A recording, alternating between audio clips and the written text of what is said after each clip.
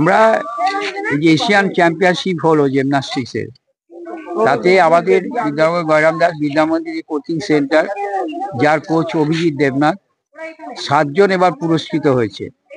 Asia মহাদেশের সর্বকনিষ্ঠ প্রতিযোগী তিনি আমার সামনেই আছেন, আর এর মধ্যে 2টো গোল্ড পেয়েছে, 3টে গোল্ড পাওয়া গেছে।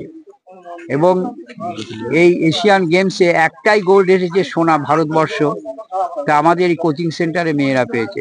ভারতবর্ষে একটাই সোনা পেয়েছে, সেটা এখানকার মেয়েদের দ্বারাই হয়েছে। 14তম Asian acrobatic gymnastics championship Goa, ইন্ডিয়াতে অনুষ্ঠিত হয়েছিল এবং সেই অনুষ্ঠানে, সেই প্রতিযোগিতায় আমাদের এই সেন্টারের ছেলেমেয়েরা 7জন অংশগ্রহণ করেছে। তার মধ্যে প্রি ইউথ অর্থাৎ 11 থেকে 16 বছর বয়সে অনন্দিতা মিত্র এবং পৌলমী দত্ত সিলভার পদক পায়। 12 থেকে 18 বছর বয়সের গ্রুপে দীপায়ন দেবনাথ এবং অঙ্কন দেবনাথ 3টি বিষয়েতে ওরা ব্রোঞ্জ পদক পায়।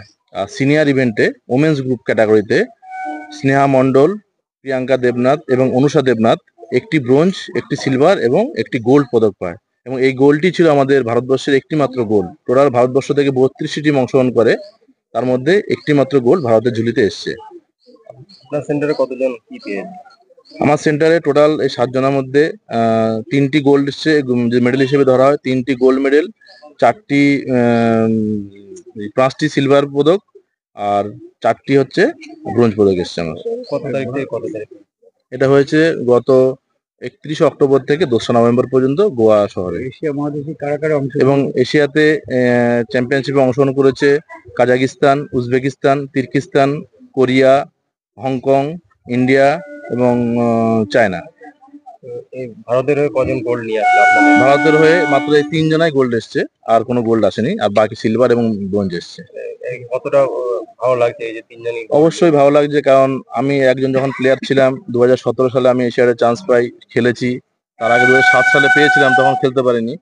17 সালে আমি খেলে সেখানে আমি মিক্সড পেয়ার ইভেন্টে আমি ব্রোঞ্জ পদকে শেষ করেছিলাম। তবে আমার আশা ছিল যে আমার কোনো স্টুডেন্ট আগামী দিনে হয়তো আমার গোল্ড পাওয়ার স্বপ্নটা পূরণ করবে। তো সেই স্বপ্ন আজ আমার পূরণ হয়েছে এবং আমি খুবই খুশি যে আমার অপূর্ণ স্বপ্নটা এরা পূরণ করতে পেরেছে। এবং আগামী দিনে আমার যারা অন্যান্য স্টুডেন্টরাও আছে, আশা করবো তারা আগামী দিনে এশিয়ান চ্যাম্পিয়নশিপ, ওয়ার্ল্ড চ্যাম্পিয়নশিপ বা ওয়ার্ল্ড গেমসের খেলার মতো এরা অংশগ্রহণ করে আরো পদক নিয়ে আসবে এই এলাকার ছেলেমেয়েরা। এবং এই সফলতা শুধু আমার একার নয়, এলাকার সকলের আনন্দের আজকের দিন।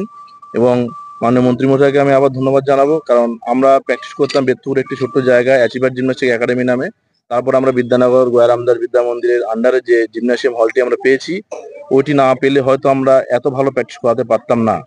ওইটি পাওয়ার জন্য আমি মাননীয় মন্ত্রী মহাশয় এবং বিদ্যানগর স্কুলের প্রধান শিক্ষক বিভাস স্যারকে ধন্যবাদ জানাই আমাদেরকে এই সুযোগ সুবিধাটি করে দেওয়ার জন্য। এবং ওনারা সবসময় আমাদের সহযোগিতা করেন, করে এসেছেন, করছেন এবং আগামী দিনেও করবেন এই আশা রাখি।